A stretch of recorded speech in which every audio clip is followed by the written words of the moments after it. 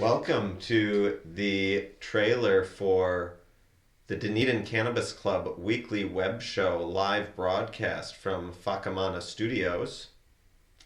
The Whakamana Cannabis Museum is entering a new era of technological advancement, and every week we're going to be bringing you a live show where we smoke some buds, interview some friends, and talk about the events of the week in cannabis.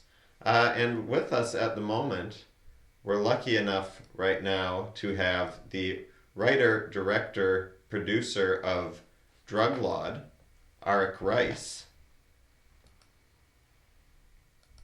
How are you, Arik? Good to be here at the Whakamana Cannabis Museum, the only cannabis museum in the country, and probably Dunedin's most well known tourist attraction at this stage, Yeah, tell judging us. from the number of people who were coming to see the museum over the last week when I've been here. There's been people flooding in from all over the world, actually. A lot of Australians seem to know about this place, and they've come here to Dunedin to see this great museum that you've built here. And you've spent a bit of time, the production of Drug Laud. A lot of it took place in Dunedin. Mm-hmm. You've been back here doing a bit of post production and promotion, and now you're gearing up for another screening in Nelson. For people who are watching now who have never seen Drug Laud, tell them how great it is and why they should see it. Well, Drug Lord is the only feature film that's ever been made about the drug war and cannabis in New Zealand, and it covers a lot of ground. It starts in the 1880s and explains where the cannabis industry in this country was founded by Mother Mary Joseph Aubert, the Catholic, soon to be Catholic saint actually, and takes us right through to the present day where we have a situation where um, people are being arrested every 30 minutes for cannabis related offences, and almost 10% of the people incarcerated in this country are there for cannabis only offences, so called offences.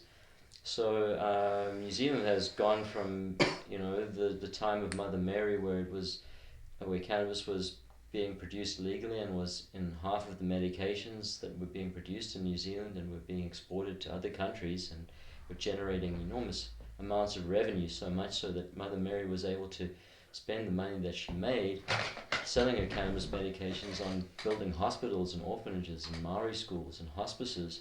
And today it's costing the New Zealand taxpayer about $500 million a year if you add up all of the collective costs involved in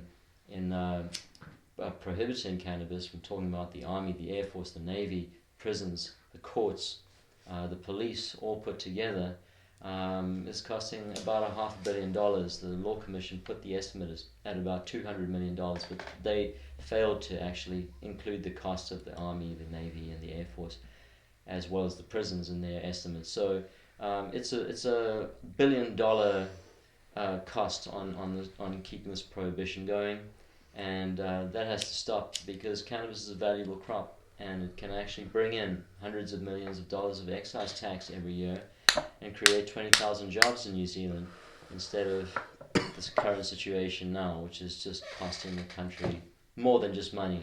There's a huge social cost involved in the prohibition that So, people fail to consider. people who are interested, they can download the movie at druglaud.com, or if you live in the Nelson region, you can get along and see it on September 19th Mm-hmm. at the Freehouse Pub in the Yurt there. And this is just one example of, the many intelligent, eclectic individuals who make up New Zealand's cannabis culture and the creative projects that they undertake. And this is just a taste of the type of interviews that you are going to see here. And this is just a taste of the type of nugs that you are going to see. And we are going to smoke live on the air. And, are we in New Zealand? Have we gone? Is this a field piece from a place where cannabis is actually legal? Is this, in fact, actually cannabis that we're smoking? The picture up on the screen here is, of course, cannabis, but, you know, it's very hard to tell, and some of this could be simulated. Of course, we're not really, we can't really equivocate.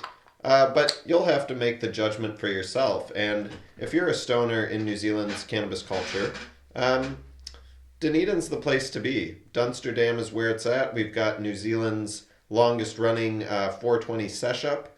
We've got New Zealand's only cannabis museum. And, if you want to showcase your talent or your ganja, get in touch with us and join us in a future episode here of Dunedin Cannabis Club.